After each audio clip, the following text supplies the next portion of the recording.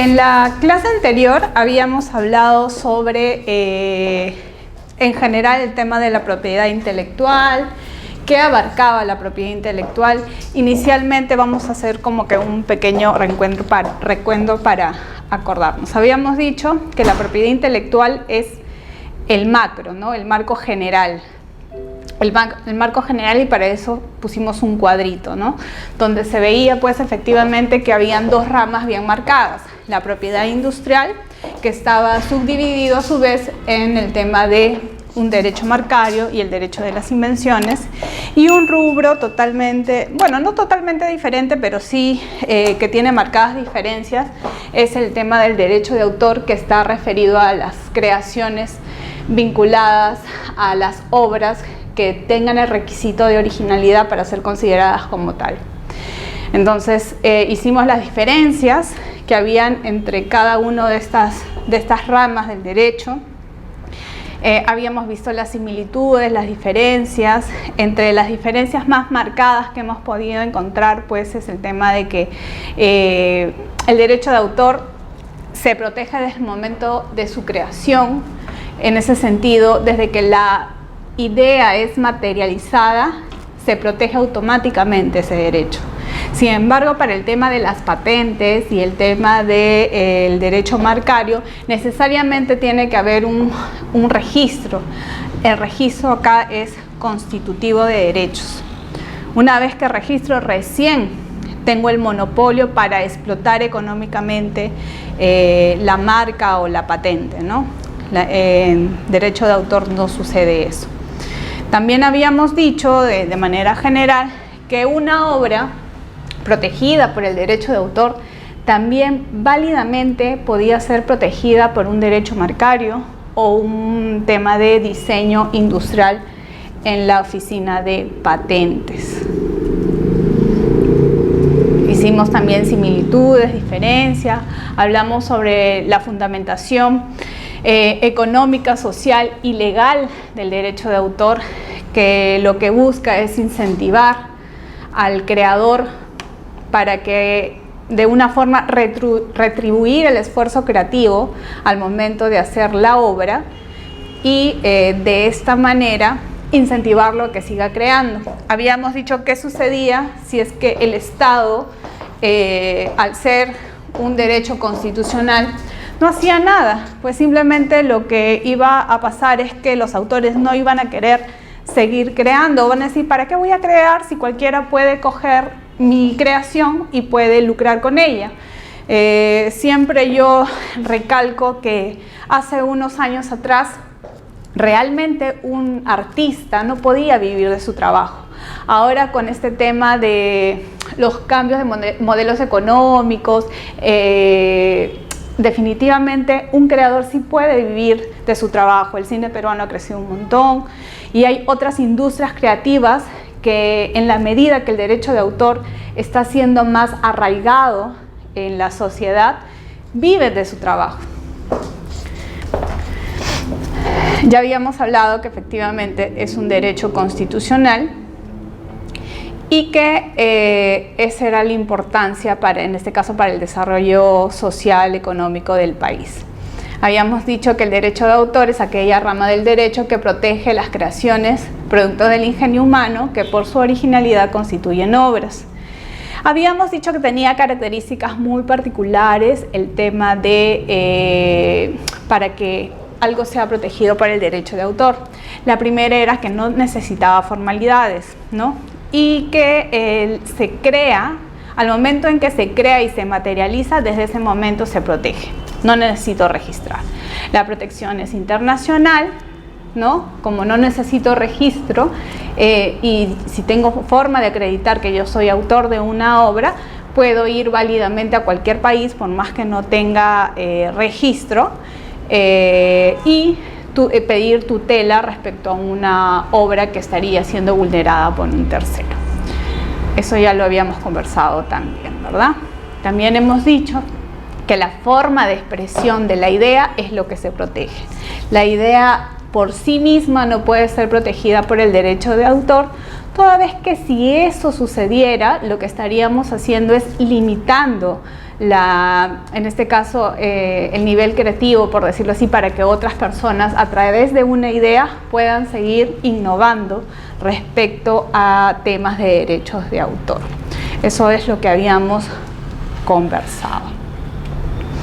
Muy bien.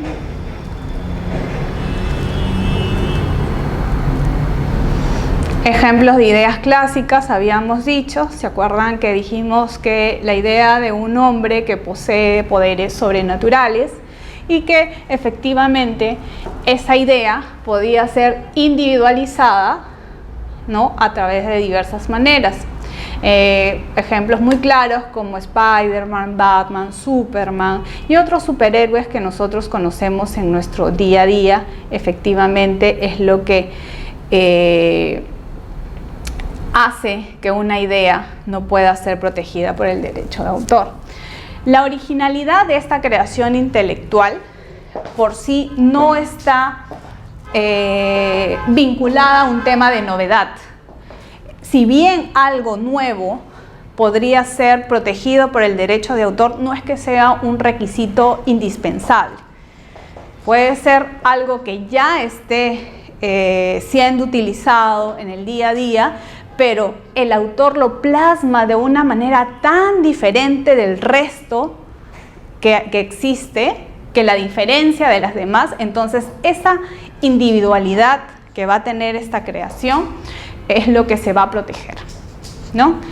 También dijimos que no tiene que ver tampoco con el nivel de estudios del autor, o sea, la creación no exige, por ejemplo, ¿qué pasa si el autor no fue a la universidad o el colegio? Eso no tiene nada que ver con el tema de creatividad. Una obra se protege más independiente del nivel de estudios del autor.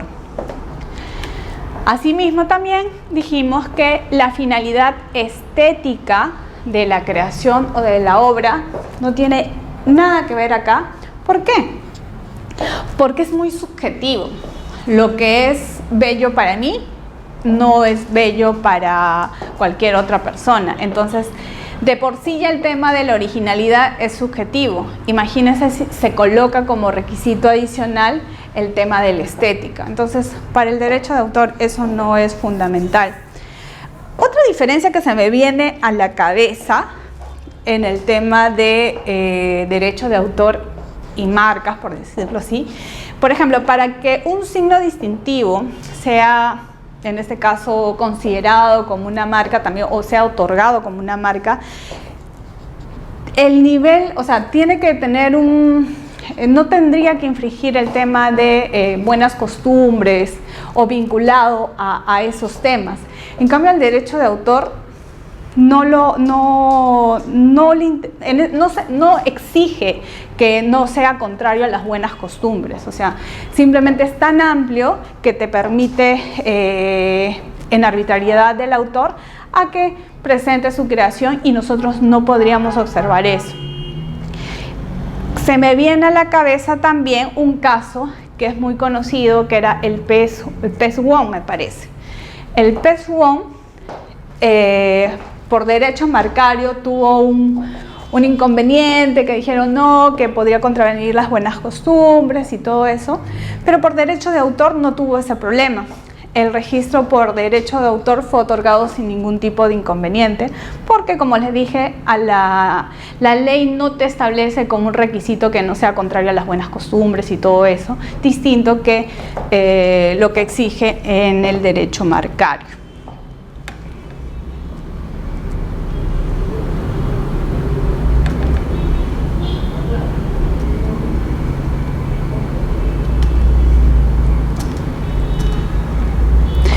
Y como conclusiones de originalidad podemos establecer las que salen en la lámina, que dice: para que una obra sea original, la forma de expresión de la misma debe tener características propias como para distinguirlo de otras de su mismo género. debe contener el sello personal del autor, la originalidad sinónimo de individualidad de la personalidad del autor en la obra. No es novedad, justo todo lo que estábamos diciendo, ¿no? No tiene nada que ver con la novedad. Después, otro acápite fundamental es que no todo lo producido con el esfuerzo merece protección por el derecho de autor, pues debe tener originalidad. O sea, no todo esfuerzo que yo considere, ¿no?, que merezca protección por mi sacrificio, por el sudor de la frente, por decirlo así, va a ser protegido por el derecho de autor. Si no tiene el requisito de originalidad, simplemente puede ser usado por cualquier persona y no sería una infracción al derecho de autor.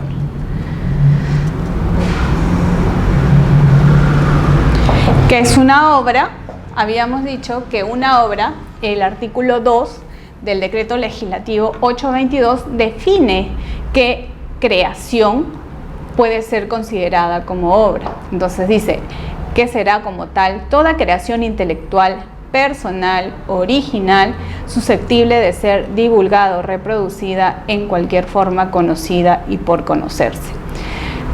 Acá deja abierto, cuando dice o por conocerte, cualquier otra tecnología o mecanismo que pueda materializar o forma de expresar una idea que pueda suceder con el tiempo. Entonces deja abierto esto. Asimismo, la forma en que tú materializas una idea, o sea, cuando está en tu cabecita, puede ser de manera oral, ¿no?, al momento de declamar un poema. Entonces, la forma de divulgar esa creación es a través de la oralidad. También otra forma de divulgar esta creación podría ser a través de la escritura, ¿no?, cuando redacto un poema o hago un libro, hago un guión y todas esas cosas. También la forma de expresar podría ser la tridimensional, como el caso de las esculturas, ¿no? Efectivamente, ahí estamos hablando de una obra plástica única y que se manifiesta a través de un aspecto tridimensional. Entre las obras protegidas tenemos las novelas, las esculturas, dibujos, pinturas, las obras arquitectónicas, los software, la obra fotográfica, las películas, los comerciales, los videoclips, los cuentos, las artesanías, las películas, las partituras, los poemas, obras musicales. Hay obras de arte aplicado. ¿Qué más podría ser? Hay una infinidad de obras que podrían ser protegidas. Ahora, una que creo que no se comentó la clase pasada es el tema de la obra fotográfica. En el derecho de autor, lo que se va a proteger como tal es la obra fotográfica. Sin embargo, una mera fotografía también es protegida, pero no por derecho de autor, sino por, en este caso, por un derecho conexo. Entonces, acá hay que hacer una diferencia entre obra fotográfica, ¿no? O mejor lo voy a poner derecho para que se pueda ver bien.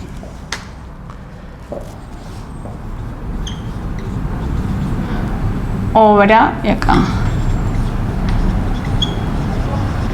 fotográfica, y acá esa es una mera fotografía. Cristina, ¿no es lo mismo? No, no es lo mismo. Vamos a buscar ciertas diferencias, ¿ya? Por ejemplo, en la obra fotográfica, o sea, esta es protegida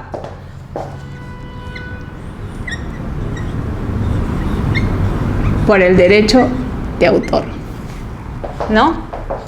Esa está protegida por el derecho de autor. En la medida que está protegida por el derecho de autor, le aplican todas las normas, todas las disposiciones aplicables a lo que pueda ser considerado como una obra. Mientras que esta mera fotografía va a ser protegida no por el derecho de autor, sino por el derecho conexo.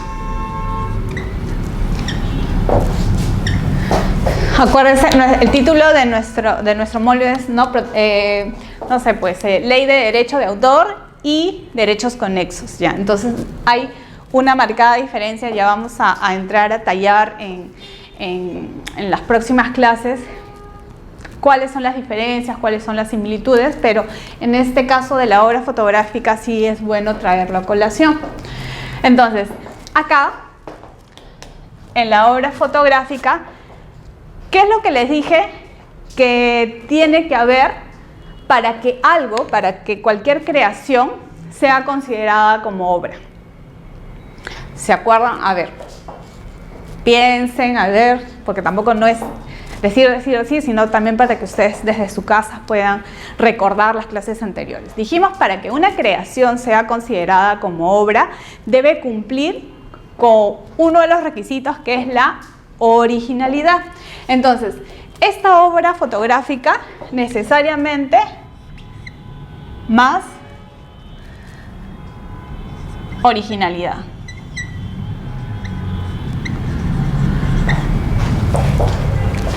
Entonces quiere decir que esta mera fotografía no va a tener originalidad, ¿correcto? Originalidad. Ahí está. ¿Han visto? Una primera diferencia es, una tiene originalidad, la otra no tiene originalidad. Después, otra. Solo vamos a hacer, no voy a entrar a tallar porque vamos a tener una clase más sobre el tema de la mera fotografía, pero en este caso, como se aplican las disposiciones del tema de derecho de autor, la protección va a ser mayor. La protección va a ser toda la vida del autor, ¿no? Hasta que muere y 70 años después de su muerte. Se aplica para el tema de derecho de autor. Ahora, ¿en qué radica la originalidad de esta obra? ¿En qué radicaría la originalidad de esa obra?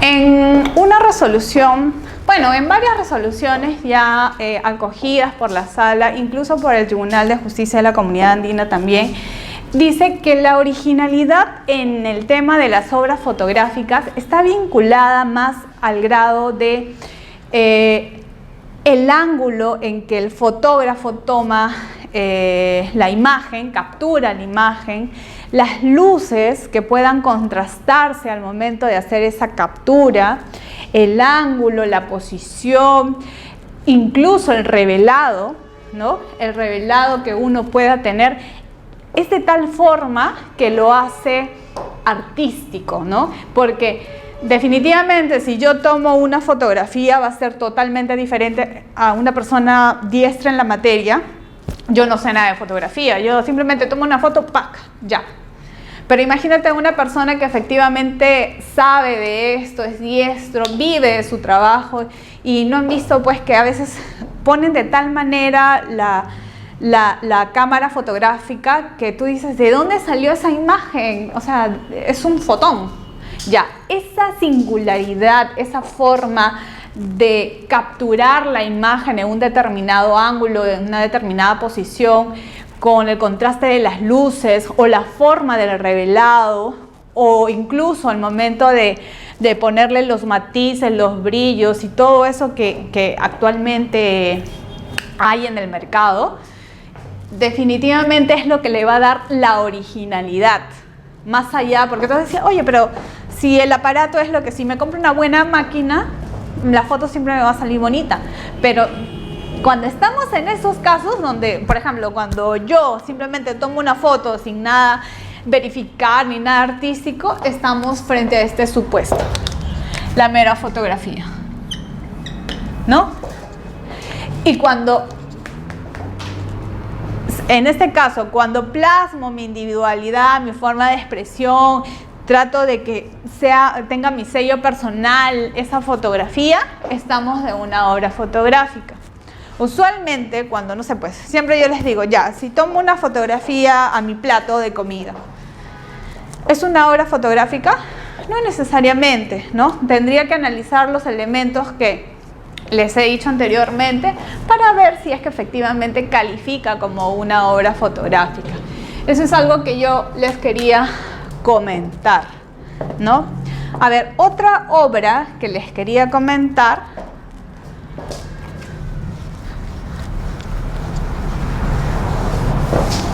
vamos a borrar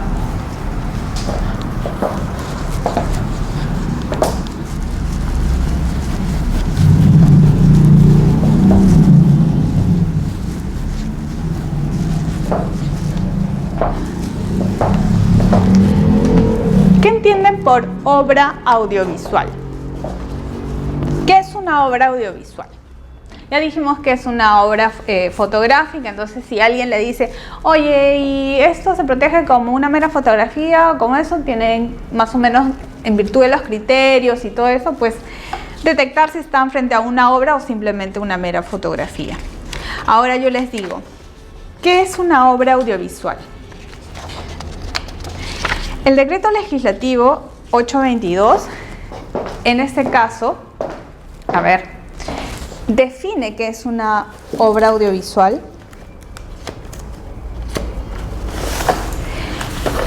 Y lo que dice es, acá lo vamos a leer. Ya, escuchen, ¿ah? Dice, la obra audiovisual es toda creación intelectual expresada mediante una serie de imágenes asociadas. Entonces tenemos imágenes asociadas que den sensación de movimiento. Entonces, vamos a poner acá.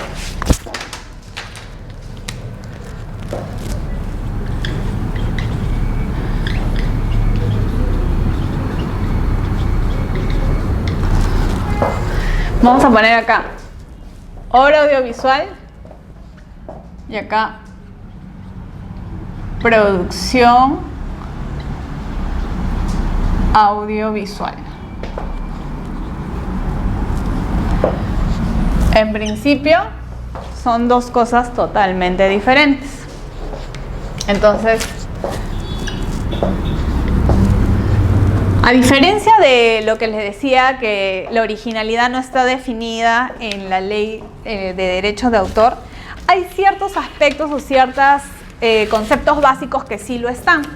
Entonces, la obra audiovisual es una de ellas, que dice, ¿no? Que es una creación intelectual expresada mediante una serie de imágenes asociadas que den sensación de movimiento, con o sin sonorización incorporada. O sea, puede tener audio o no, ¿no? Es susceptible de ser proyectada o exhibida a través de aparatos idóneos o cualquier otro medio de comunicación de la imagen, del sonido, independientemente de las características del soporte material que la contiene, sea en películas de celuloide, en videogramas, en representaciones digitales o en cualquier otro objeto o mecanismo conocido o por conocerse. La obra audiovisual comprende a las cinematográficas y a las obtenidas por un procedimiento análogo a la cinematografía. En principio yo les diría algo. Ejemplos de audiovisuales, vamos a poner una película. Una novela.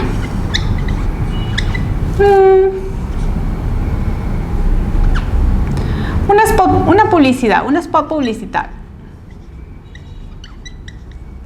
Un spot publicitario. Se me vienen a la mente esos tres ejemplos de obras audiovisuales. ¿Qué pasa? Y dicen, ¿no? Imágenes asociadas que den sensación de movimiento. Así lo define la norma, ¿no? ¿Qué pasa si yo saco mi celular ahorita y empiezo a grabar a todos los de la clase? Y los grabo, ¿no? Los grabo. ¿Podrá ser considerada una obra audiovisual? ¿Qué creen? ¿Qué piensan? desde sus casas, a ver, digan, ¿qué puede ser? Da sensación de movimiento, son imágenes asociadas. ¿Qué más? ¿Qué puede ser?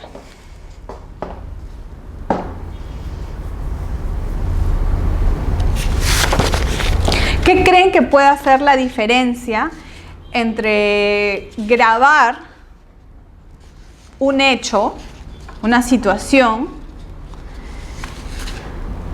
que efectivamente hacer una grabación, pero de imágenes, o sea, de escenas que en un todo forman, en este caso, pues, una película, una novela, un spot publicitario?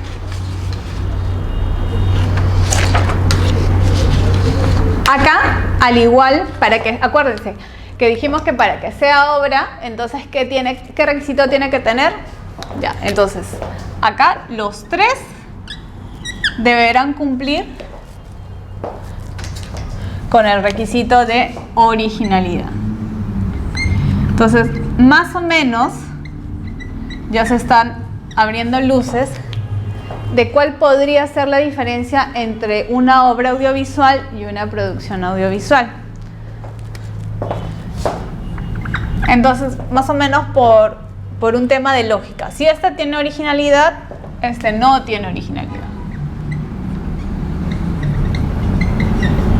¿Verdad? Ya vamos por ahí. Ahora, ¿qué más hay en esto que no hay en la producción audiovisual? A ver, vayan pensando qué podría ser. ¿Qué podría ser?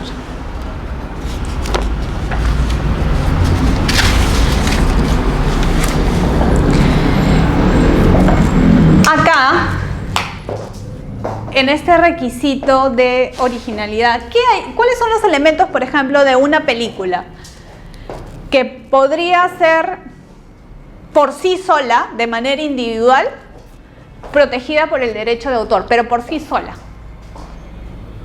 Entonces yo me pongo a pensar y digo, a ver, en una película, después ya recuerdo, ¿qué hay? Primero, un guión, ¿verdad? Listo. A ver, ¿dónde está? O diálogos, como quieran. Vamos a ponerle un guión o diálogo. Este guión o diálogo, ¿cómo podría ser protegido de manera independiente si no formara parte de la película? Como una obra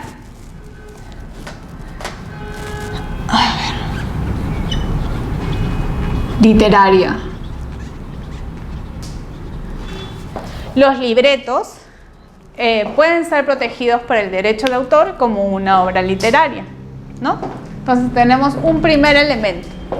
¿Qué otro elemento creen que pueda haber?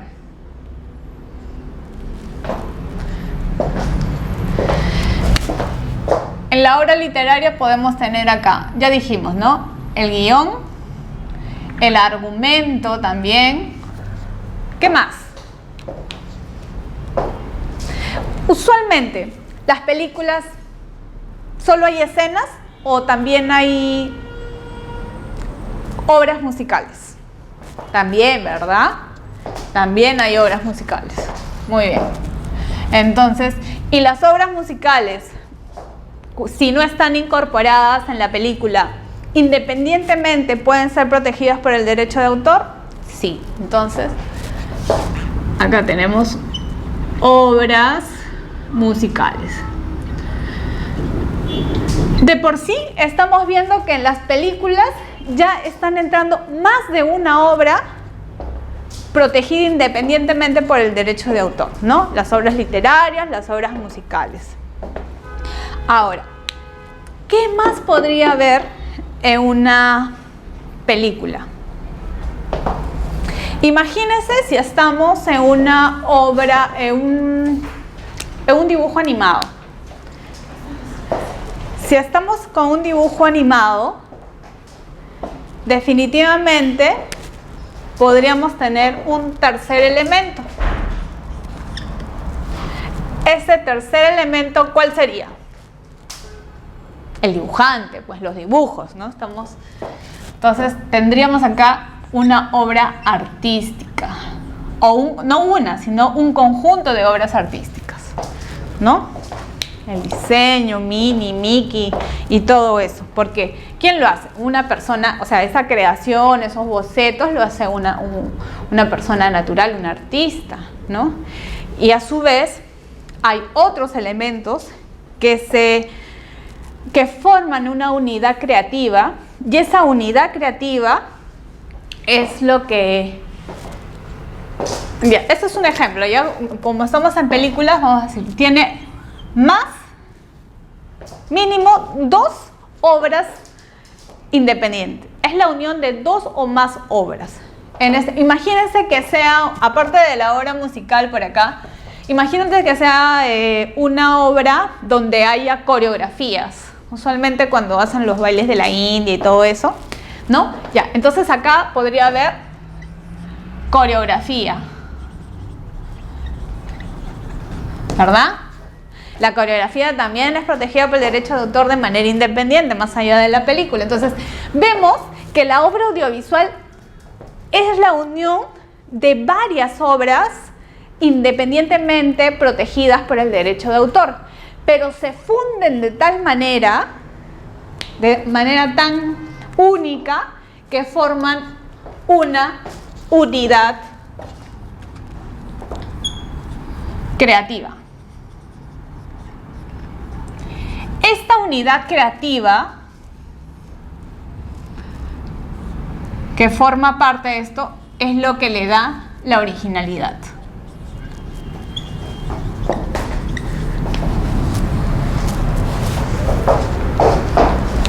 Eso es lo que le da la originalidad.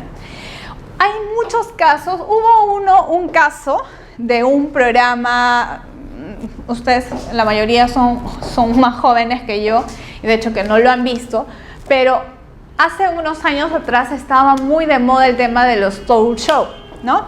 Donde la gente iba y exponía su vida, ¿no? En la televisión, Entonces, hubo una denuncia que se hizo al programa Entre Nos, que lo conducía la conductora se llamaba Mónica Ceballos, creo que era, ¿no? Entonces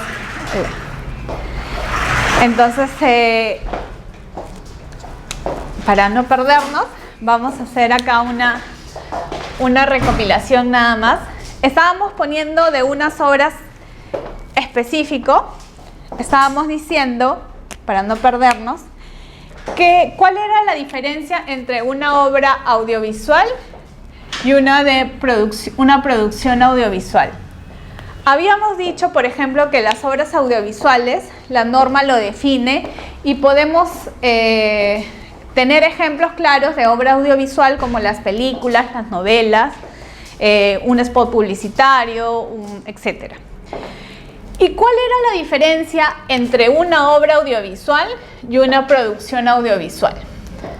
La propia ley definía que una obra audiovisual era considerada como el conjunto, a ver, vamos a ser más precisos acá. Es una creación expresada mediante una serie de imágenes asociadas que den sensación de movimiento, con o sin musicalización. Entonces yo les decía, ¿qué pasaría si yo saco mi celular y los empiezo a grabar? ¿Ustedes considerarían que esto es una obra audiovisual o una producción audiovisual? Entonces ahí yo les explicaba que para que sea obra audiovisual, cuando digan obra, se viene a la cabeza originalidad. Para que sea obra tiene que ser originalidad. Entonces, en la producción audiovisual no va a haber este requisito de originalidad, mientras que en la obra audiovisual sí. Ahora, otra diferencia entre una obra audiovisual y una producción audiovisual está que la obra audiovisual está conformada por obras independientes que por sí mismas podrían protegerse solitas si no estuvieran en la obra audiovisual. Por ejemplo, el guión y la argumentación. Los argumentos, los guiones son protegidas por el derecho de autor como obra literaria, pero también puede formar parte de una novela, de una película. Una película también podría tener, no sé, puede ser asociada por una obra musical, salvo que sea cine mudo. Usualmente en el mercado todas las películas tienen obras musicales que forman parte de esta creación. Y podría ser obra artística si estamos hablando de dibujos animados, por ejemplo, ¿no? Ahí sí necesariamente tiene que haber un diseño que esboce, no sé, cuando hablamos de Madagascar y todo eso, entonces ahí necesariamente va a haber un artista. ¿Qué pasaría si la obra, la película, tiene también coreografía? Entonces la coreografía de manera independiente también se puede proteger. Entonces la unión de todos los elementos forma una unidad creativa, y esta unidad creativa tiene que estar está vinculada a la originalidad, y es lo que lo diferencia de la producción audiovisual, que no cuenta con esos elementos. Una producción audiovisual simplemente captura hechos a través de este tipo de procedimientos similar al de la obra audiovisual, pero como no cuenta con ese requisito de originalidad, no puede ser considerada como obra.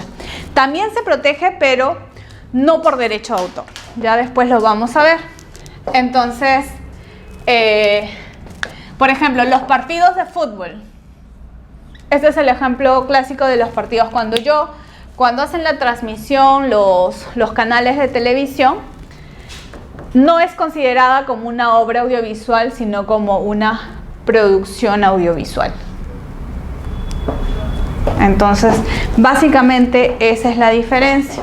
Es muy similar al tema de las meras fotografías, que también se ha conversado.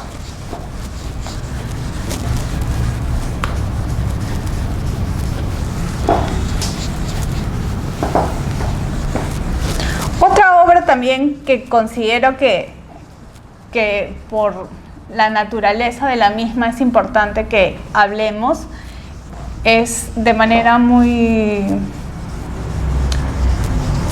veloz, es el tema del software. El software y las obras audiovisuales por la ley tienen un tratamiento diferente, que eso lo vamos a ver cuando toquemos el tema de la transmisión de derechos. Vamos a terminar de borrar esto.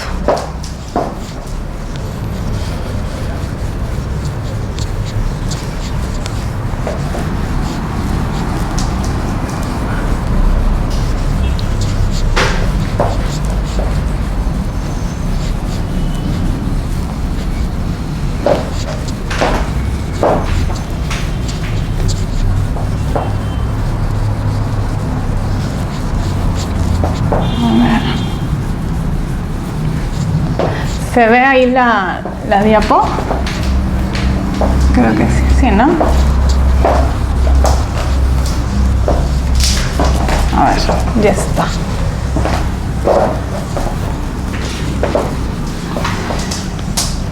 Eso sí lo vamos a hacer un poquito más ligero.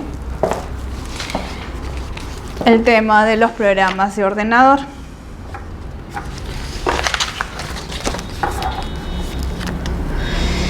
La ley establece que los programas de ordenador, o conocidos como software, sean protegidos en los mismos términos que las obras literarias. ¿Por qué? Porque, para hacerlo en sencillo, porque el software se materializa. ¿Se acuerdan que dijimos que la idea no se protege sino la forma como se materializa? Ya, en este caso el software, el lenguaje que desarrolla en este caso el software, es a través de un código fuente, que es un lenguaje binario mediante el cual puede materializarse de manera muy técnica la idea. Sé que es un poco complicado, pero la ley, para evitar todo eso, dice, ya, los programas de ordenador se protegen en términos similares a una obra literaria, punto, nada más. Entonces, Entonces agarra y le da ciertas presunciones al productor de este fonograma, porque ¿se acuerdan que dijimos que a veces cuando se crea este tipo de software es por la cantidad de personas que intervienen en su elaboración, no es posible determinar quién aportó, quién hizo algo? Entonces lo que hace la ley es aplicar una presunción de que va a haber un productor de este software, y este productor del software es el que va a ejercer los derechos patrimoniales, y solo en este caso del software y bueno, también las obras audiovisuales se va a presuponer que el autor o los autores han cedido de manera exclusiva todos sus derechos patrimoniales y de manera ilimitada. Quiere decir que ese productor del software va a poder explotar sin ningún tipo de inconveniente esa creación. Y también le da ciertas facultades, por ejemplo, que si tiene que haber actualizaciones o algo, poder modificar eso y no necesita pedirle autorización en este caso a los autores. Entonces, creo que esas básicamente son las obras que quería hacer énfasis. En la clase anterior hablamos también de clasificación de obras, ¿no? En la clasificación de obras hablamos de la obra originaria, de la derivada. Dijimos que la obra originaria era la primerita, la primigenia, ¿no? Mientras que la derivada dependía de la originaria, ¿no? Y podrían ser las traducciones, las adaptaciones, etcétera, ¿no?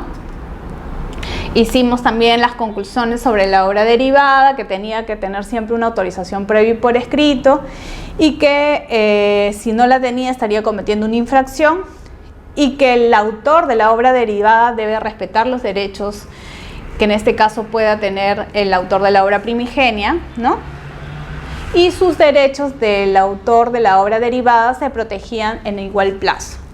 Hablamos de la obra individual, en colaboración colectiva, individual una persona, colaboración, obra en colaboración se entendía aquellas que eran dos o más personas, pero que eran identificables.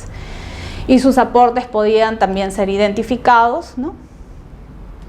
En la obra colectiva dijimos que era una persona natural o jurídica quien tenía la iniciativa, la responsabilidad, ¿no? Para poder publicar en este caso la creación. Habían aportes que podían ser verificables, otros no, y debido a eso es que esta persona era que ejercía el derecho patrimonial. Hablamos de las obras bajo seudónimo, la obra anónima. Hablamos de la obra inédita, la publicada, qué cosas no iban a ser creaciones, y que concluíamos que solamente las personas naturales podían ser calificadas como autores.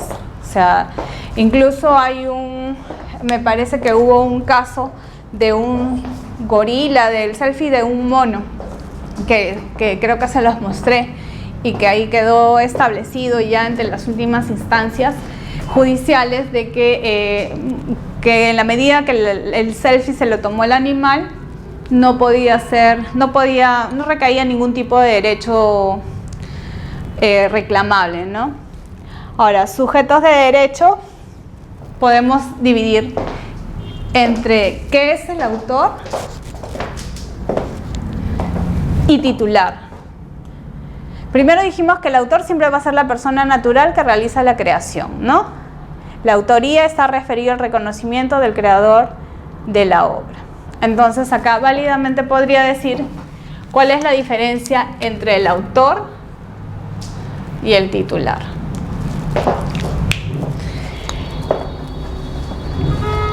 ¿Cuál es la diferencia entre el autor y titular? ¿Cuál creen que podría ser esa diferencia?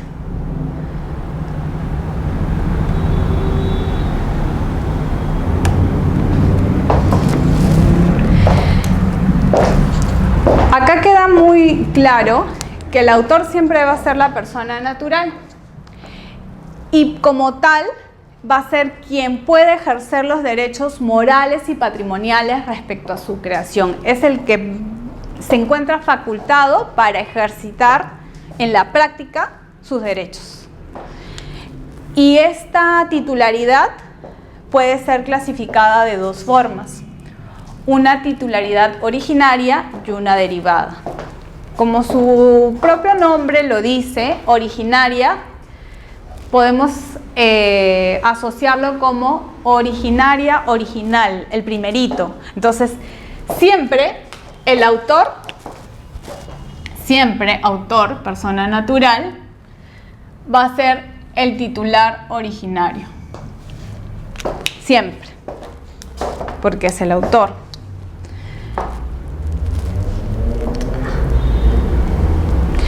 Y entonces, ¿qué será la titularidad derivada?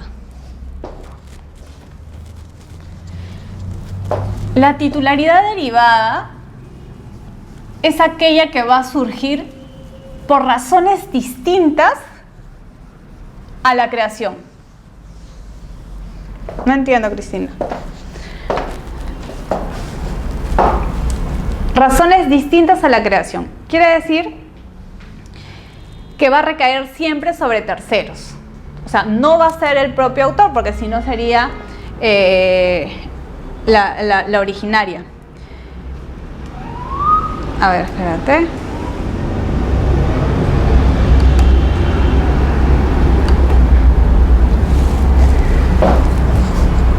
El artículo 14 del Decreto Legislativo 822 habla sobre el tema de la titularidad.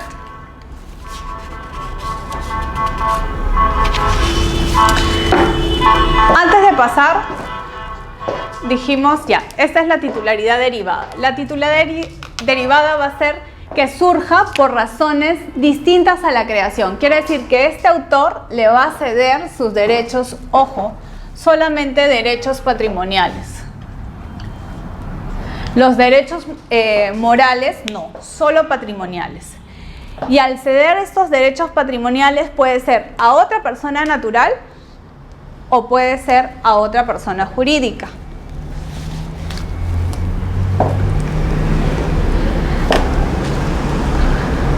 Ahora,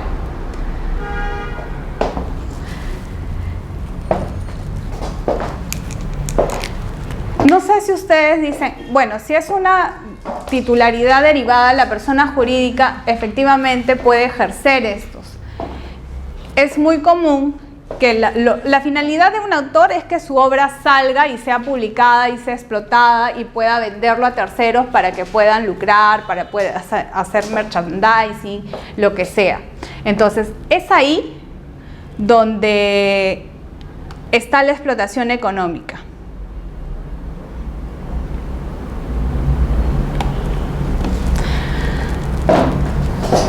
El autor y el titular originario siempre serán la misma persona y eso es que hay que tenerlo muy en cuenta. ¿Dudas hasta aquí? ¿No? ¿Ninguna?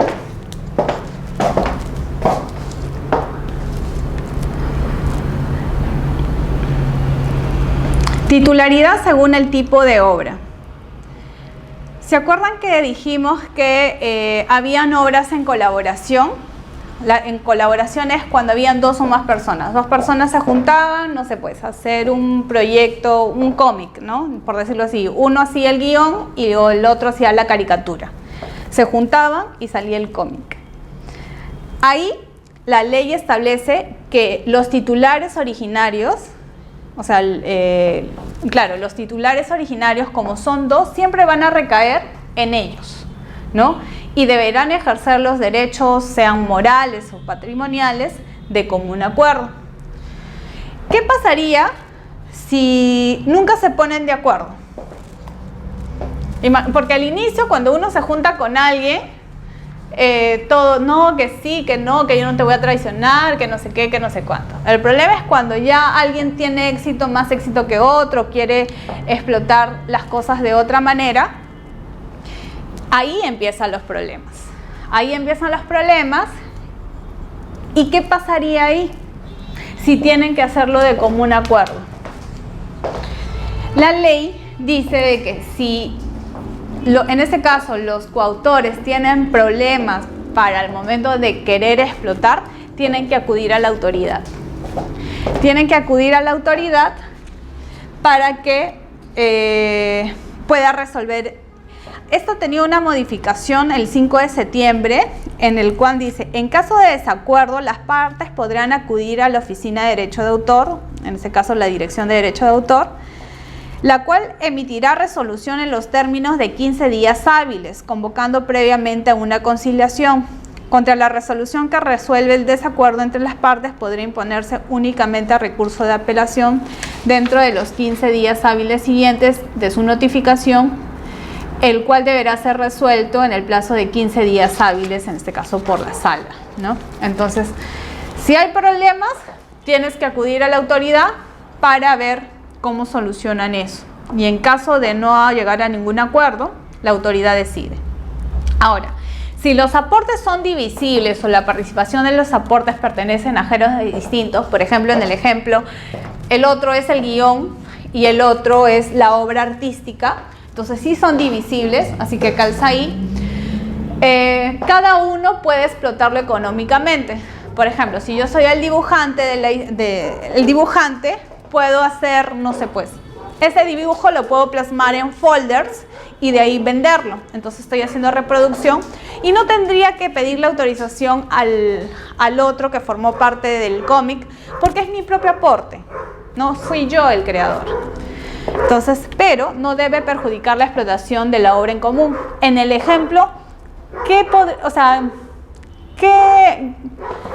sería perjudicial? Nada, porque una cosa es el cómic, ¿no? Y lo puede explotar, vender y todo. Y otra cosa es, no sé, pues la lonchera, la mochila o algo donde yo quiera plasmar el dibujo que está en el cómic, plasmarlo ahí.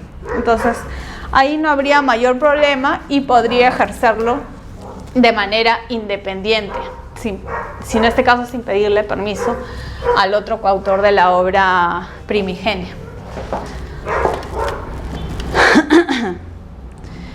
Sin embargo, si ellos dicen no, ninguno de los dos va a explotarlo de manera independiente, eso ya se verán si ellos se ponen de acuerdo o no.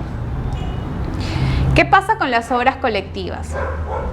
En las obras colectivas sí hay una presunción totalmente diferente, porque dice, se presume salvo pacto en contrario que los autores han cedido de forma ilimitada y exclusiva la titularidad de derechos patrimoniales a la persona natural o jurídica que la publica o divulga con su propio nombre, quien queda igualmente facultada para ejercer los derechos morales sobre una obra. Por ejemplo, el titular de una obra colectiva, si están viendo que está infringiendo un derecho moral, no sé, pues de integridad de la obra, o sea, usualmente ¿qué sería? Que el autor afectado vaya a la autoridad y diga, oye, me están afectando mis derechos, así que protégenme. Pero en este caso, la ley le dice, no solo el autor puede ir, sino en este caso, el titular de una obra colectiva. O sea, ese tercero, esa persona jurídica o persona natural que está explotando económicamente esa obra, puede ir a protegerte por derechos morales si tú eres el autor afectado.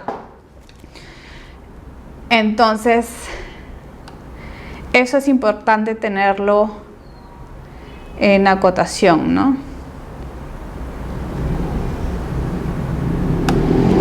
Ese es el tema de las obras colectivas, está contemplado en el artículo 15 del Decreto Legislativo 822. Ahora, la titularidad cuando estamos hablando de obras anónimas. Acá se aplica lo establecido en el artículo 12, cuando dice, cuando la obra se divulgue en forma anónima o bajo seudónimo, el ejercicio de los derechos corresponderá a la persona natural o jurídica que la divulga, con el consentimiento del autor, mientras éste no revele su identidad y justifique su calidad de tal, caso en que quedarán a salvo los derechos ya adquiridos por terceros. En este caso de obras anónimas, como yo no sé quién es, el que va a ejercer la titularidad es el quien lo publica. lo divulga, ¿ve? Exacto.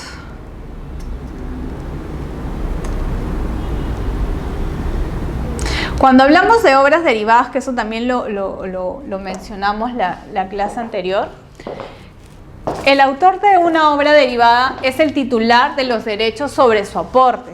O sea, si antes era un libro y ahora es una película, o sea, la película en sí, en su conjunto, va a tener la misma protección toda la vida del autor. Bueno, en este caso, mejor lo ponemos como una traducción, ¿ya? Era un libro, no sé, pues, en español y después se hizo la traducción al inglés. Esta persona que hizo la traducción del inglés, este nuevo libro en inglés va a tener la misma protección, el plazo de protección que el original, toda la vida del autor, más 70 años después de su muerte. Y ahí dice, ¿no? Sin perjuicio de la protección de los autores de las obras originales empleadas para realizarla. Obviamente, no se puede, por ejemplo, vulnerar los derechos de la obra primigenia con tal de salir a la luz la derivada. Eso está clarísimo. Y se aplica el artículo 13 del Decreto Legislativo 822.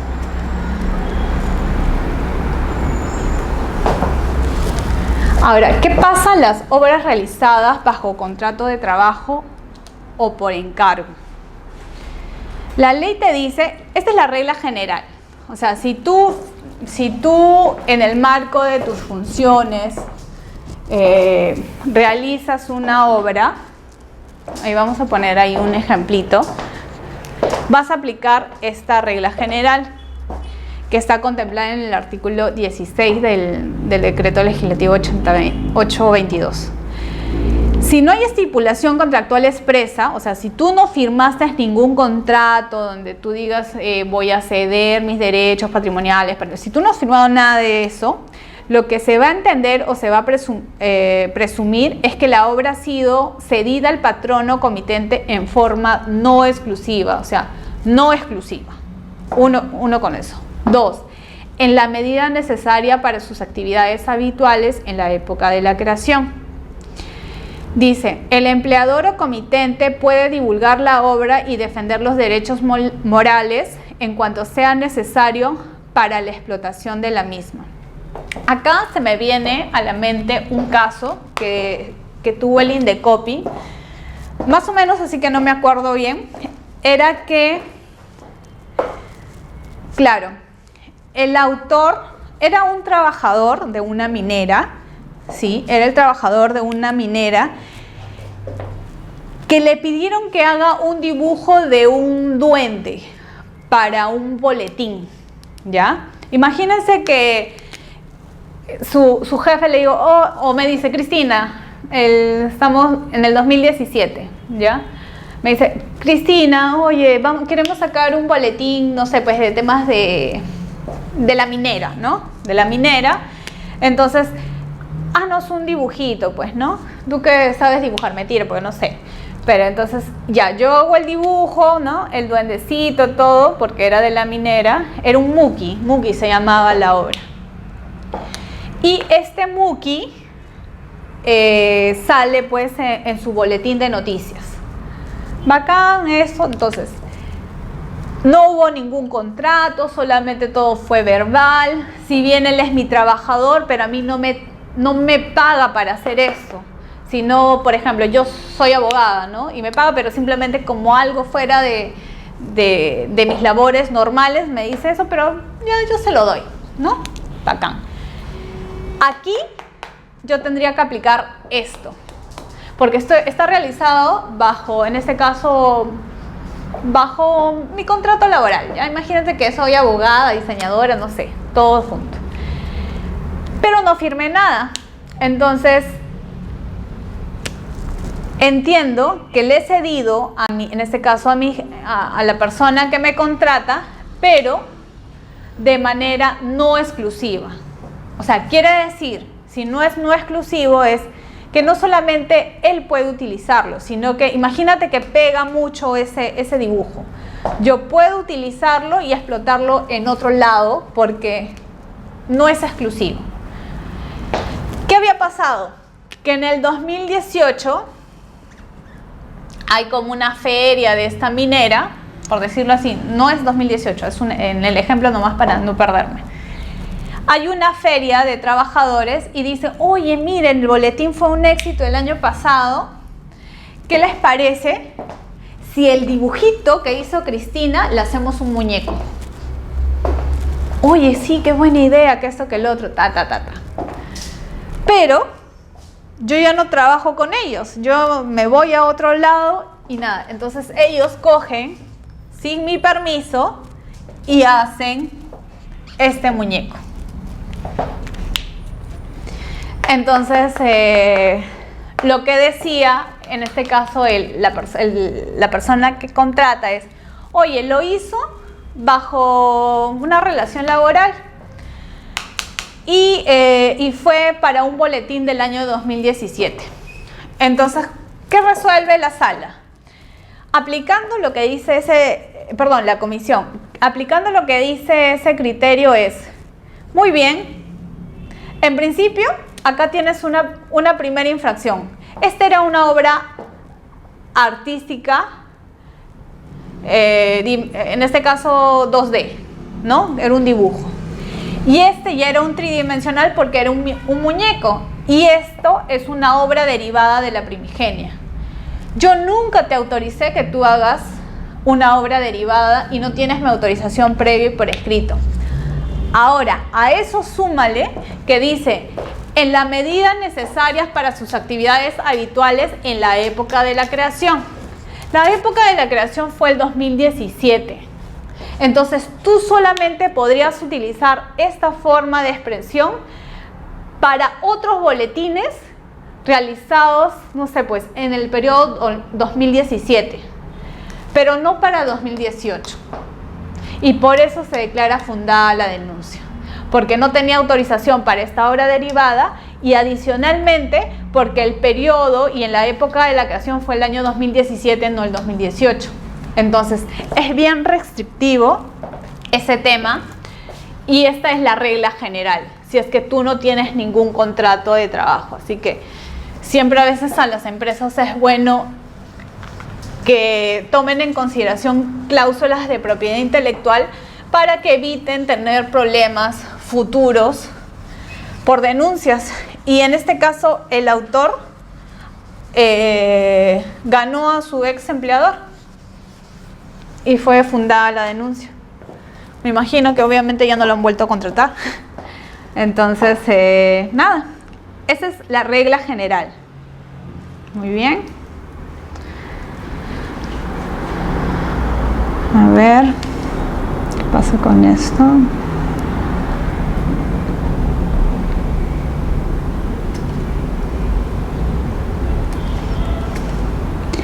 Y esta es la excepción a la regla. Dijimos que la regla general es que si tú no has firmado nada, se presume que has cedido de manera, en ese caso no exclusiva, ¿no?, los derechos patrimoniales, ¿no? Pero ¿qué pasa con las obras audiovisuales y los programas de ordenador? Acá la ley sí es clara, le da una protección muy especial a los productores audiovisuales y a los productores de fonograma. Y lo que dice es, acá se hace todo lo contrario, acá se va a presumir que tú has cedido en forma exclusiva y por toda la duración de los derechos patrimoniales al productor. Y este queda autorizado para decidir acerca de la divulgación de la obra. El otro era no exclusivo y ahora le dice exclusivo. Quiere decir que si... Mejor vamos acá. Es el mismo, o sea, este primer acápite es lo mismo aplicado para los programas de ordenador, lo mismo. Pero en los programas de ordenador tiene un acápite principal que dice: los autores, salvo pacto en contrario, no pueden oponerse a que el productor realice o autorice modificaciones o versiones sucesivas del programa ni derivados del mismo. ¿Qué pasa si es que no hubieran hecho hincapié en esto. Pasaría lo mismo que el MUQI, porque ellos, al hacer modificaciones o versiones, podrían estar generando, ponte, este es el software 1, pero debido a las actualizaciones genero una obra derivada y hago un software 2 o 3. En principio, si yo no he firmado nada, al formar una obra derivada yo estaría cometiendo una infracción porque no tengo la autorización previa por escrito. Lo mismo que pasó con el MUQI. Pero como acá la ley cambia la figura y dice, no, acá no le tienes que pedir autorización ni nada. Automáticamente se entiende que el productor del software puede hacerlo eso sin autorización de los autores. Entonces, definitivamente acá se rompe la regla general y le da una mayor protección, en este caso no al autor, que usualmente lo hace, sino al productor, sea del fonograma, perdón, del audiovisual o del programa de ordenador. Entonces, básicamente ya hemos visto los tipos de titularidad respecto a las obras, sus especificaciones, las presunciones que pueden haber por cada tipo de obra. Ahora, ¿cómo puedo transferir o cuáles son las modalidades que puedo transferir la titularidad? La primera es a través de acuerdos, ¿no? Yo me pongo de acuerdo, yo autor me pongo de acuerdo con una persona natural o jurídica, establezco cuáles son las condiciones. Es fundamental de que yo pueda entablar si es el tiempo, o sea, si es un tiempo ilimitado, si es de forma exclusiva, no exclusiva, si estoy cediendo todos los derechos patrimoniales o solo algunos, o me quedo con algunos. O sea, todo eso tiene que estar en el acuerdo. Otra forma de transferir también la titularidad es desde el aspecto legal, a través de las presunciones. Como ya vimos, el tema de las obras colectivas o las obras por encargo, los software, las producciones audiovisuales, que ahí hay una transferencia legal establecida. Ahí ya no hay nada que negociar porque la ley dice, se presume que los autores han cedido de manera ilimitada sus derechos patrimoniales, salvo pacto en contrario, ¿no? Y el otro es por mortis causa, que quiere decir por muerte, ¿no? O sea, si el autor fallece, lo usual es que los herederos sean los sucesores de sus derechos patrimoniales sobre su creación. Respecto a la primera, por acuerdo entre las partes o cesión de derechos, el autor cede sus derechos patrimoniales, en este caso sea una persona natural, jurídica, de manera exclusiva o no exclusiva. Cuando es no exclusiva, el autor cede todos o alguno de sus derechos patrimoniales para que lo puedas explotar en un territorio determinado. El autor mantiene, en este caso, la titularidad de los derechos, porque le dice, ya, te voy a ceder mis derechos, pero no es exclusivo. Vamos a compartir los dos la titularidad. Yo me quedo, por ejemplo, no sé, pues reproducción y o tu reproducción y yo comunicación pública. Y así se van dividiendo los derechos patrimoniales y eso es tiene características bilaterales, está sujeto a formalidades, ¿no? Porque puede ser a título oneroso o gratuito. O sea, cuando tú te pones de acuerdo, eso ya depende exclusivamente de lo que ustedes pacten, ¿no? Eso es básicamente. Ahora, acá es bueno ciertos acápites que hay que tener en consideración.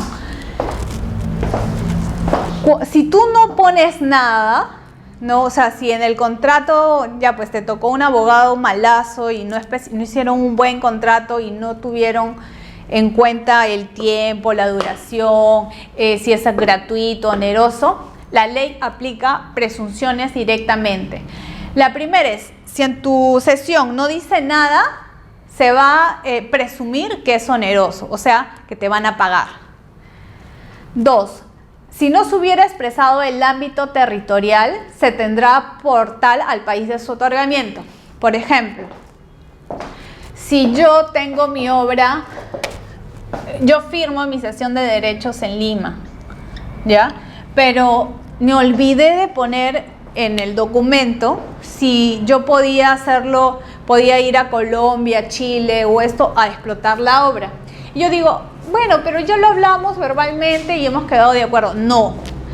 Si no lo dice y hay conflicto de intereses o hay lucha, se va a entender que solamente estás autorizado para Lima, no para el extranjero. Siempre va a ser muy pro autor, muy intuitivo. Entonces, después, la cesión se limita a los derechos exclusivamente mencionados en el contrato. Si tú dices, no, yo también tengo autorización o me han transferido los derechos de comunicación pública, pero en tu documento no dice comunicación pública, simplemente no está. Si dice solo reproducción, pero tú querías comunicación pública y no está, te fregaste. Otra, si no se especifica la modalidad de explotación, el cesionario solo podrá explotar la obra en la modalidad que se deduzca necesariamente del propio contrato y sea indispensable para cumplir la finalidad de este. Por ejemplo, si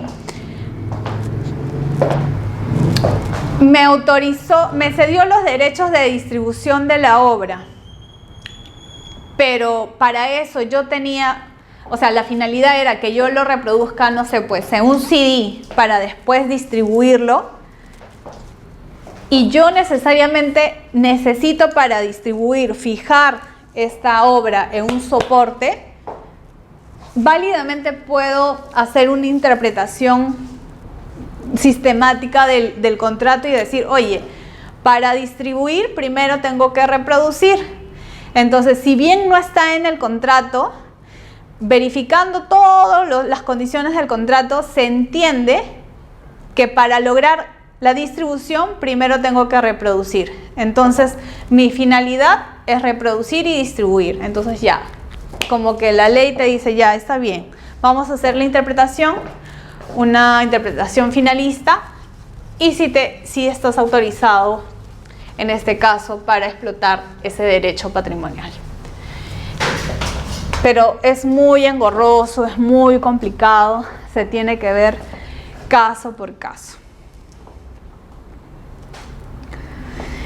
¿Qué cláusulas al momento de transferir la titularidad van a ser consideradas nulas?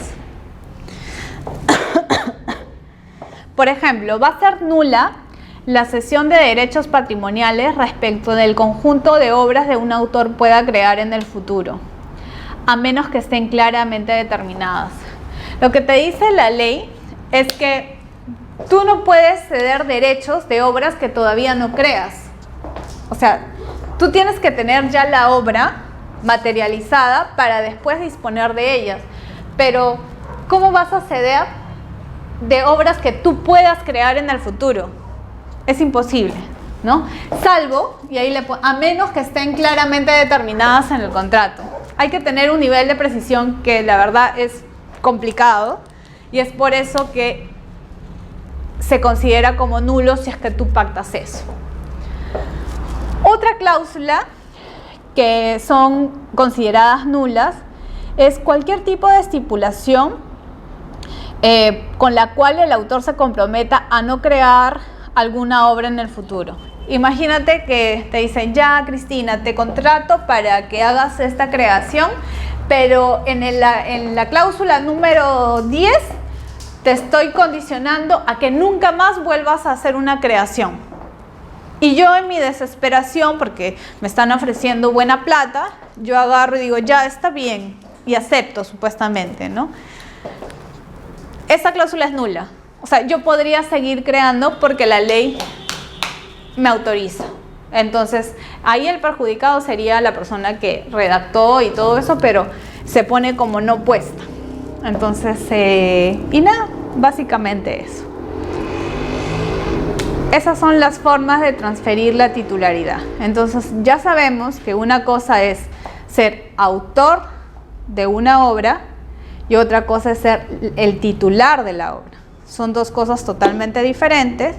Una es la titularidad originaria, que lo ejerce el propio autor. Otra cosa es la titularidad derivada, que lo ejerce cualquier tercero. Aquí sí puede ser una persona jurídica, también una persona natural. Entonces, cuando ustedes les pregunten, ya van a tener con súper claridad ese tema. Una vez que ya hemos visto la forma de transferir la titularidad, la pregunta es: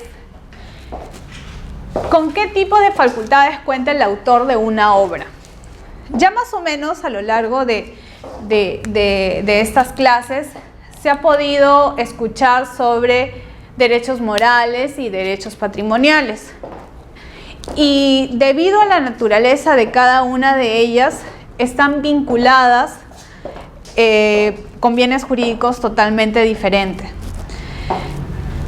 Acá dice, ¿no? El autor de una obra tiene, por el solo hecho de su creación, la titularidad originaria, que es lo que ya hemos repetido todo el momento, de un derecho de exclusividad y oponible a terceros, que comprende a su vez los derechos de orden moral y patrimonial. Eso está contemplado en el artículo 18 del Decreto Legislativo 822.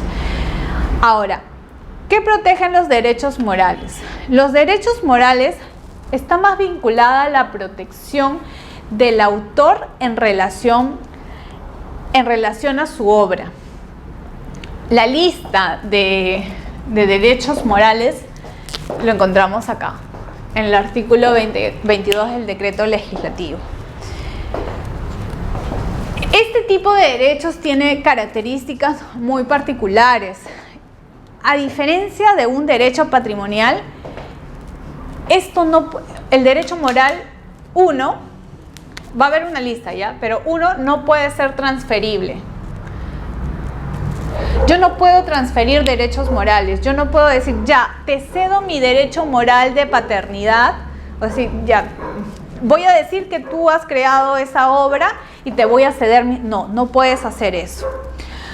Es irrenunciable, ¿no? O sea, como no puedo darle la paternidad a alguien, o digo, yo no quiero ser el autor, no puedo. Es irrenunciable y cualquier estipulación en contrario, ¿cómo se llama? Simplemente es nulo, ¿no? Es irrenunciable. También algunos, como el derecho de paternidad y de integridad, son, ¿cómo se dice? Perduran en el tiempo, no se agotan. O sea, pueden pasar 1000 años de la muerte del autor, pero siempre van a estar ahí, nunca van a morir, a diferencia de los patrimoniales, que efectivamente cumplen el plazo de protección y simplemente se agotan. Entonces quiere decir que son perpetuos. Después son inembargables. Nadie, o sea, ninguna autoridad, ninguna persona podría embargarte tus derechos morales. Sin embargo, los derechos patrimoniales sí pueden ser embargables.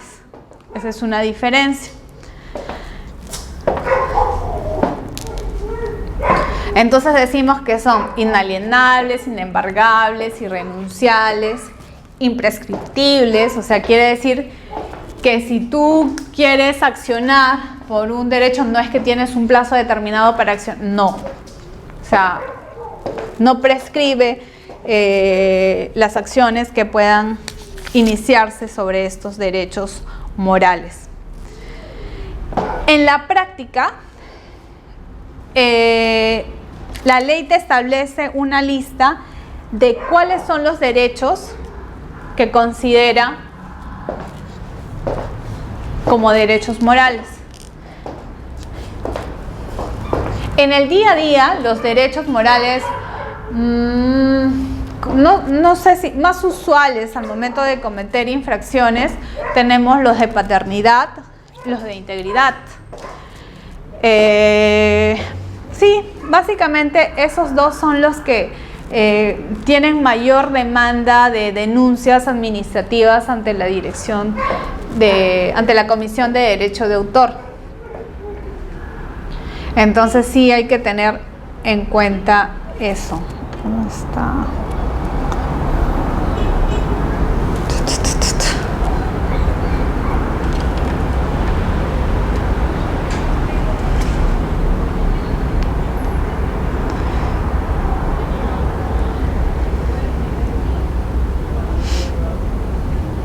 Qué raro.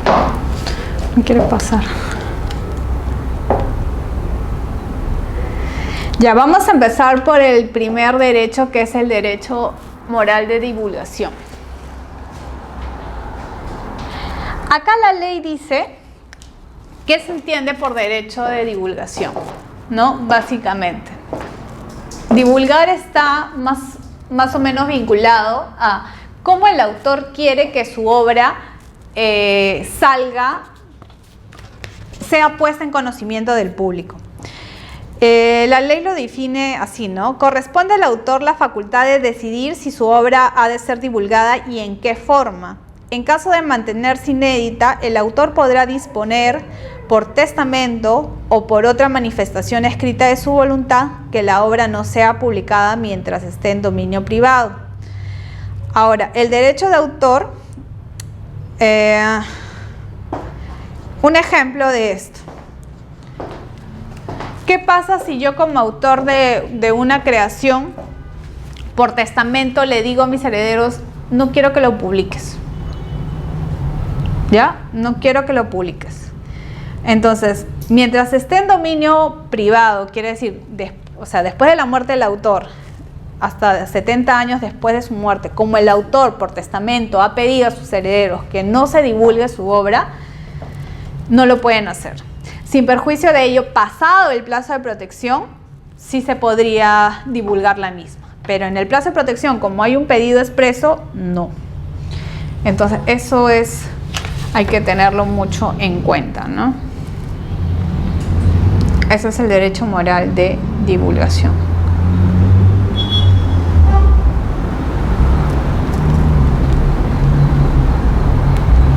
El derecho moral de paternidad. El derecho moral de paternidad está más vinculado al derecho que tiene el autor de ser reconocido como el creador de la obra, ¿no? O sea, yo tengo derecho que a mí se me reconozca como quien hizo esa creación.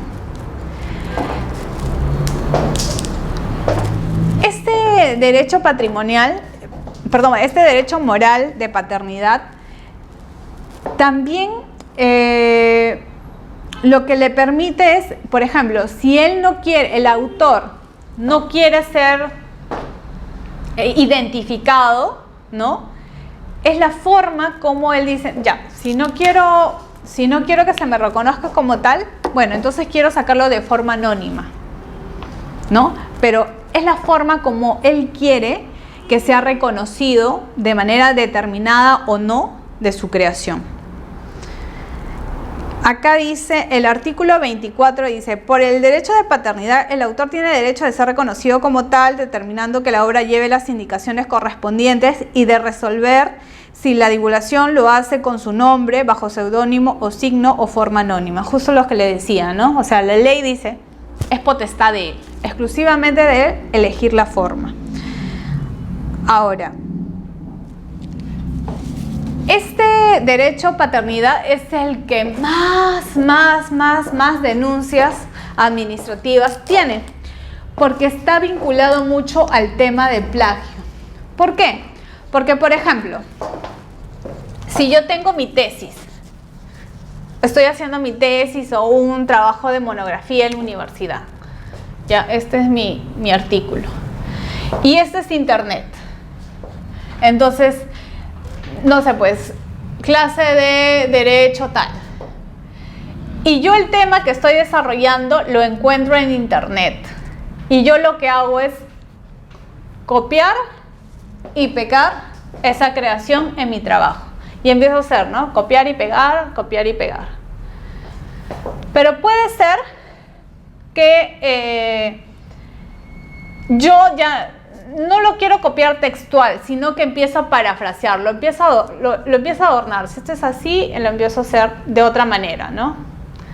Pero en realidad es lo mismo. Lo que estoy haciendo es irrogarme una paternidad que no me corresponde, porque estoy haciendo pasar como mío algo que es de un tercero. Entonces, eso es lo que usualmente nosotros conocemos como plagio. El decreto legislativo 822 no habla en sí mismo, o sea, de plagio. Si tú buscas en la norma, pones control B y pones plagio, en la 822 no vas a encontrar ese término. Pero el plagio está muy vinculado a la vulneración al derecho de paternidad, porque te estás irrogando una autoría que no te corresponde. Entonces, cuando tú haces este copia y pega, o por ejemplo, es usual, ¿no?, que tienen coautores, autor A y autor B, en el 2017. De ahí vuelves a hacer una nueva reimpresión para el 2018. Pero como ya te peleaste con fulano o dices, no, ¿sabes qué? No. Es el mismo libro, ¿eh? Solamente que es de un año diferente. Y yo solamente voy a figurar. Y a este que era coautor lo elimino. Le estoy quitando la autoría o el crédito de esta obra. Y válidamente este que ha sido afectado puede denunciarlo y la denuncia válidamente sale fundada. El caso de Acuña. Es un caso muy conocido hace pocos años, en la época de las elecciones, fue el tema del plagio, el tema de la coautoría también, que no se reconoció, y ese es un derecho muy vulnerado en tema administrativo. Pero este plagio puede ser de dos tipos: el plagio servil y el plagio inteligente. El plagio servil o burdo es aquel que tú haces copia y pega hasta tal cual. Es el que copias y pegas y no mueves nada. Hasta los errores ortográficos lo copias, todo. Ese es el burdo. Muy bien. Y entonces, ¿cuál es el plagio inteligente? No es porque sea, wow, la persona que lo haga es inteligente, no. Sino que al menos acá, la persona trata de parafrasearlo o intenta efectivamente de que no se evidencie de que se trata de la misma obra, pero en el fondo sí lo es. O sea, lo parafrasea, lo mueve y todo eso para que hacerlo pasar por otra. Acá, este es un caso visto también por la Comisión de Derecho de Autor, donde se verifica que hay un plagio. Y no solamente estamos hablando de plagios cuando hablamos de textos literarios, sino también de dibujos, ¿no? Esta es la obra primigenia, ¿no? La obra que fue registrada inicialmente. Y la obra, o sea, esta imagen de acá, y mira cómo es la presentación, ¿eh?, en 3 tipos de imágenes. No es que copie todo, sino una parte, y lo coloca en otro, con otros elementos. Entonces la pregunta es, ¿eso es un plagio burdo o un plagio inteligente?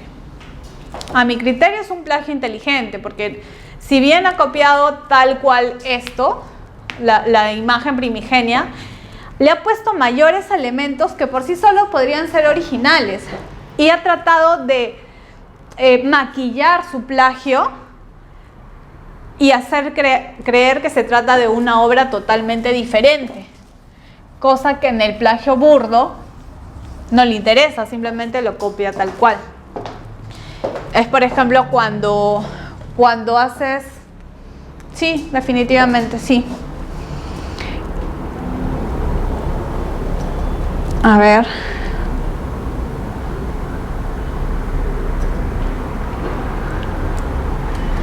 Y estamos hablando ahí de paternidad. Listo.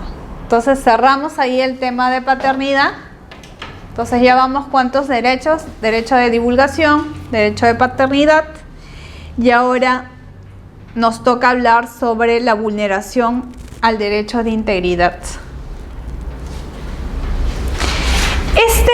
Este derecho de integridad del artículo 25 ha sido modificado en septiembre. Ven acá, esta es la definición que establece el artículo 25. Dice: el autor tiene incluso frente al adquirente del objeto material que contiene la obra la facultad de oponerse a toda deformación, modificación, mutilación o alteración de la misma. Entonces dice, acá tenemos deformación, modificación, mutilación, alteración. Esto era inicialmente lo que decía la norma. Pero ¿qué pasó? Les voy a traer a colación un casito, vamos a salir.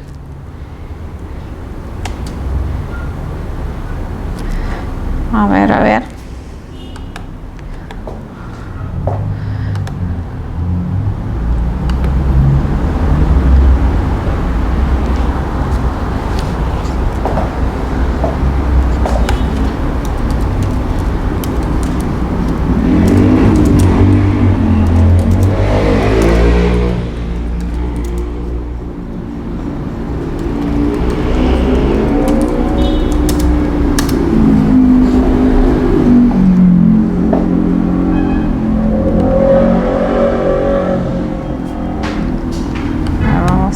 A ver si podemos encontrar la imagen.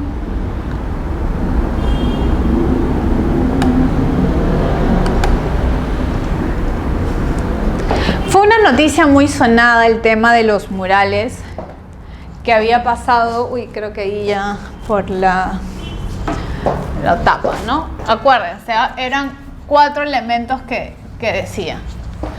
Creo que no se ve bien. ¿Cómo se apaga esto? No se puede apagar. Bueno, ya no importa. No se ve muy bien, pero...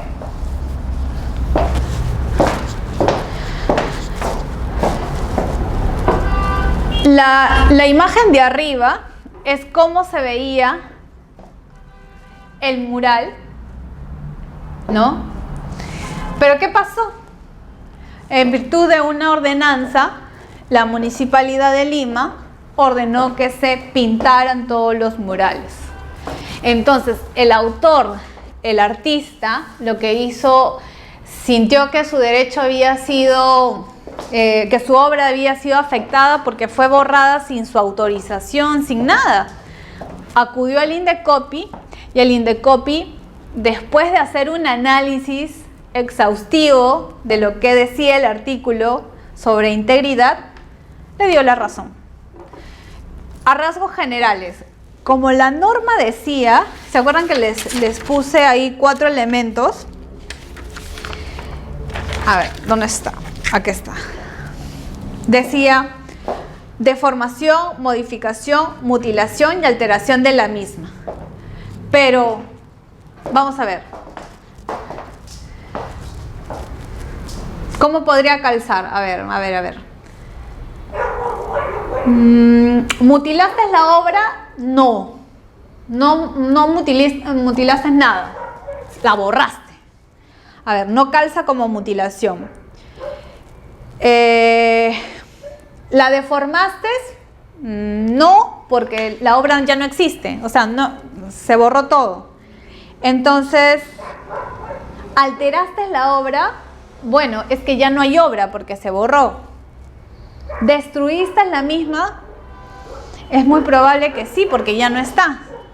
Entonces, no era la definición no era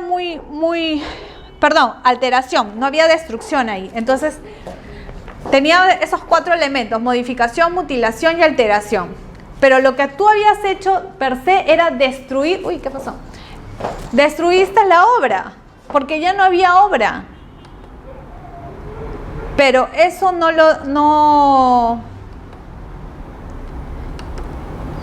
pero eso no estaba contemplado en sí en ese artículo. ¿Qué hizo la comisión? Hizo una interpretación sobre el artículo y dijo, si estás, o sea, en un lenguaje más práctico, ¿no? Ahí está, justo va a salir. Si sancionas a alguien por alterar, por más que sea lo mínimo, o sea, por ejemplo, si esta es la obra y yo le corto, esa es una mutilación o una alteración. Por ejemplo, si esta es la obra y le pongo cabello, ¿no? Estoy alterando porque la obra no era inicial. ¿Cómo no me vas a proteger si me destruyas toda la obra? El que puede el más puede lo menos. Entonces, la destrucción es total. Entonces, si me proteges con una alteración, una modificación, obviamente que me tienes que proteger por una destrucción. Pero como la norma no lo decía, es que hizo esa interpretación. Y en virtud de eso, es que el 5 de septiembre del 2018 se agrega adicionalmente el tema de la destrucción. Ha sido una modificación justo a raíz de este tema de los murales. Entonces, por el derecho de integridad, nadie puede en este caso deformar, modificar, mutilar, alterar o destruir la creación. Si lo estás haciendo, estarías cometiendo una infracción al derecho moral de integridad. Casos muy típicos de derecho de integridad, por ejemplo, ¿saben qué hacían acá en los crucigramas? A veces para que calzara en el tema de los periódicos, ponte, esto era más grande, se veía, mutilaban la fotografía. Entonces, la forma primigenia de la fotografía la mutilaban todo para que calce en el crucigrama. Y ahí estabas afectando el tema de la mutilación. Otro ejemplo. Por ejemplo, estás vulnerando integridad cuando adaptas, por ejemplo, una obra cinematográfica a televisión. ¿Por qué? Porque a veces puede ser por un tema de horario, o sea, tú dices, no, esas escenas son fuertes para pasarlas, no sé, pues en horario de protección al menor. Entonces, lo que hacían las televisoras, y ese es un caso real de Flor de Retama que salió fundada, es una película antigua peruana, pero salió fundada porque se habían eliminado como 11 o 20 minutos, creo, de la película. Entonces ellos dijeron, oye, o sea, la parte que tú has eliminado para mí era la parte fundamental y tú no me has pedido autorización, y adicionalmente, así te hubiera dado una autorización, es un derecho moral que no es negociable. Tú no debiste hacer eso. Se declaró fundada la denuncia porque efectivamente se verificó que habían eliminado unos minutos considerables de la película, y salió fundada la denuncia.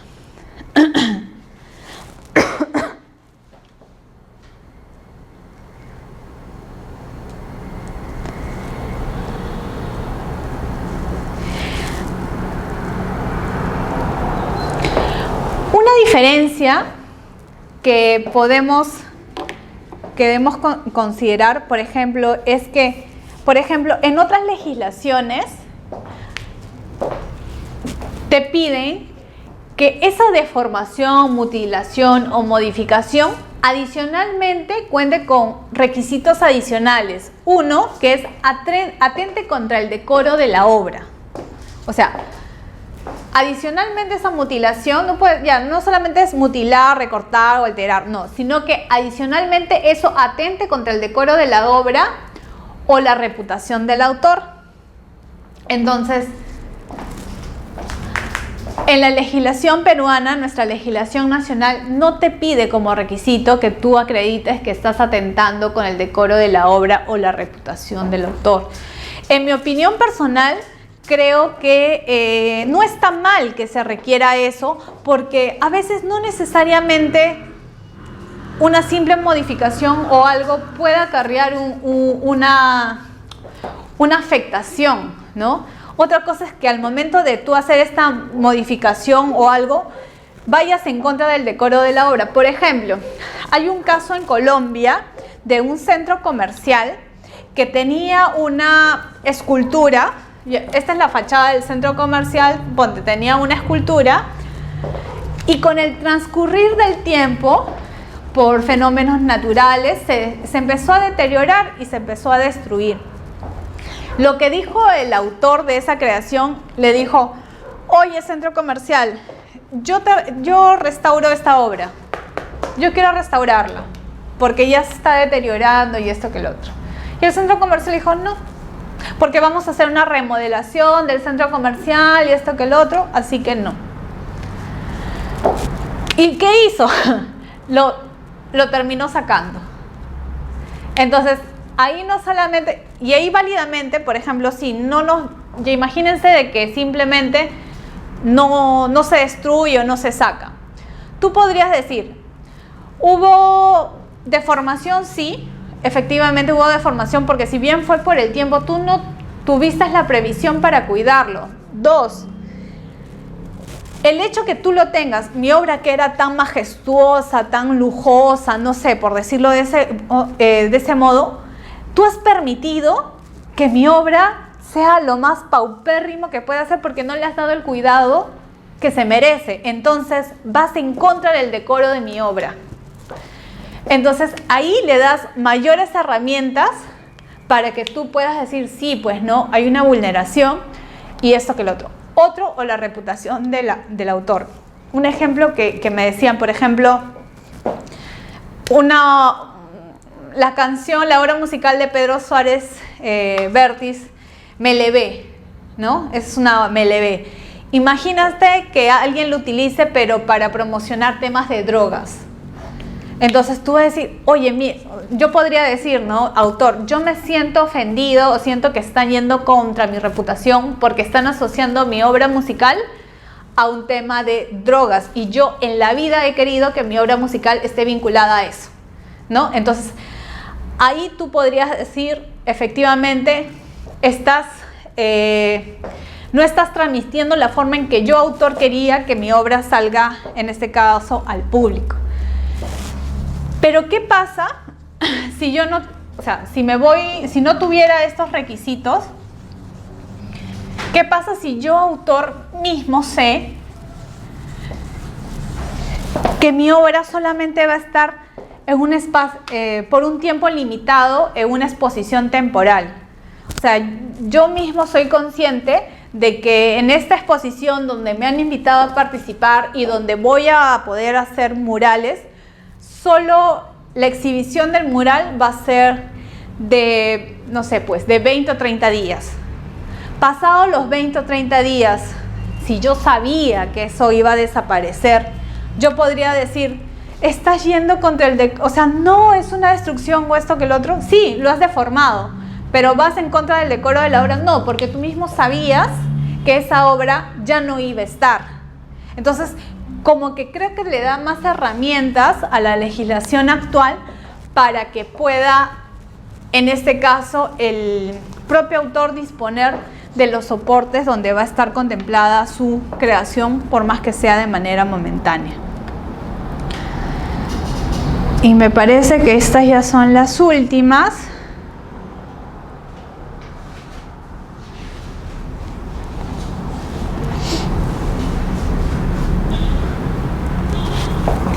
¿Qué derechos se estaría vulnerando acá? Esto también es un caso muy conocido, bueno, fue un caso conocido por la Dirección de Derecho de Autor, que se habían hecho pequeñas modificaciones a la obra artística inicial.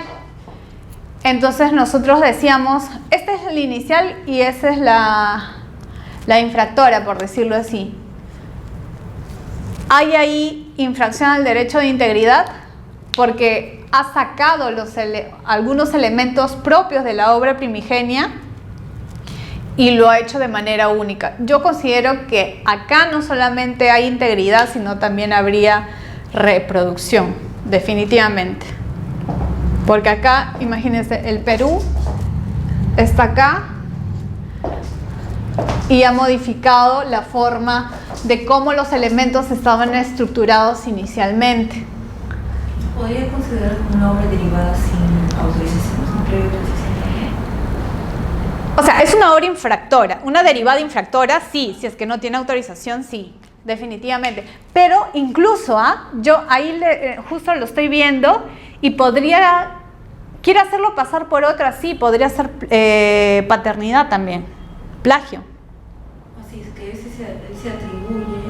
Claro, es que sí, mira, acá se pone Chami, ¿no? Ajá, y supuestamente tú entiendes que, ¿no? También, entonces, una misma acción, un mismo hecho puede ser tipificado, vulnerado, otros derechos sean morales o patrimoniales. Entonces yo sí considero que podría haber acá un tema de paternidad, ¿no? Un tema de paternidad y un tema de integridad. Porque quiere hacer pasar como si fuera una obra nueva. Y por eso le ha puesto modificaciones, como que ha querido hacer un plagio inteligente, ¿no? Para cambiarlo. Y finalmente ya, a ver, vamos a ver. Nos quedan dos derechos morales, que esos son un poquito más sencillitos. El primero, de la lámina, está vinculado al derecho de modificación o variación. ¿Qué dice la ley sobre este derecho?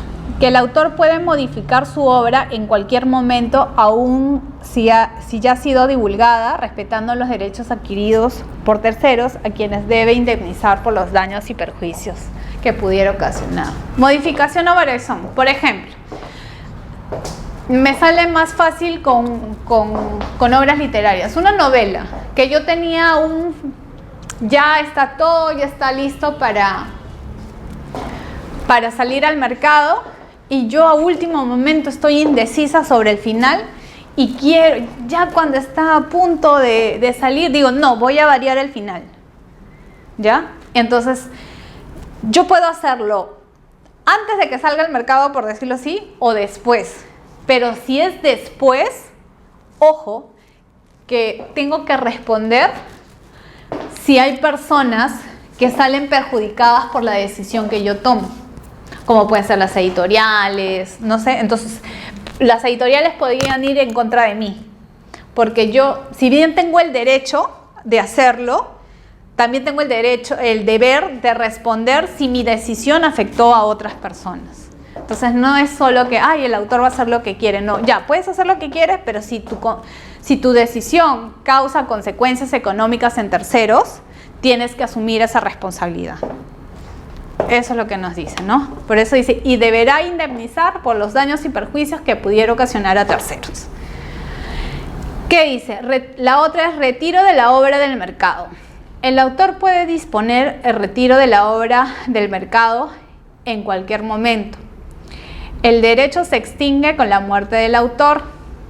En dominio público podrá ser libremente publicado o divulgada, pero deberá dejar constancia de que se trata de una obra que el autor ha repudiado. Claro, por ejemplo, si yo lo saco del mercado, primero dije, ya, sí, que salga al mercado. Lo divulgué, lo publiqué. Pero no sé, pues recibió tantas críticas, tantos rechazos, que yo dije, no, ¿sabes qué? Vete a todos los kioscos del Perú y retira la obra del mercado. Retíralo. Entonces, por esa decisión, si voy a perjudicar a terceros, también tengo que responder. Pero supuestamente la protección de esa obra que puse en el comercio y después lo retiré, tiene un ámbito de protección. Toda la vida del autor, 70 años después de su muerte. Pero ¿qué pasa? Esta es la muerte del autor más 70 años. Y supuestamente acá ya nadie puede publicar porque él retiró la obra. Pero ¿qué pasa si Pepita se encuentra esa obra tirada y que ya está en dominio público después de los 70 años y la quiere divulgar? Puede hacerlo porque ya está en dominio público. Sin embargo, se encuentra en la obligación de informar que en su momento el autor no estaba conforme con la divulgación o la publicación de su creación y que lo ha repudiado. Si no lo hace, también se estaría cometiendo una infracción, pero ahí la pregunta es, ¿y ahí quién podría accionar? O sea, si ya está muerto, quizás los herederos, ¿no? Pero, valgan verdades, son derechos morales que no son muy denunciados. Los más comunes son los derechos de paternidad, los de integridad, que son los que a veces por desconocimiento, porque no sabemos citar, ¿no? No sabemos citar correctamente. Vamos a hablar también del derecho de cita, porque a veces muchas personas hacen un texto y dicen, ya bueno, voy a coger la idea de Pepito, de otro libro, y así forman su libro. Dicen, no, pero está en virtud del derecho a cita, estoy citando. Dices, oye, no vas a formar un libro donde todo sea cita. ¿Y cuál es tu aporte? O sea, la cita tiene requisitos establecidos para ser considerado tal y en la medida justificada del fin que se persiga. Entonces, si tú no acreditas esos requisitos, es una infracción. Simplemente no se justificó. Y básicamente eso, por el día de... Claro, ahí sería plagio. Entonces nos vamos a quedar acá y la siguiente clase lo que vamos a hacer es hablar del derecho de los derechos patrimoniales, que es la explotación económica de la obra. También vamos a hablar sobre creo que voy a coger un tema también, la diferencia entre el copyright y los derechos de autor, porque usualmente confunden esos términos. Siempre dicen, ¿no? ¿Por qué en Estados Unidos sí consideran a una persona jurídica como autor y acá no? Entonces, porque son sistemas de protección de creaciones totalmente diferentes. Entonces, nos vamos a quedar ahí, ¿ya?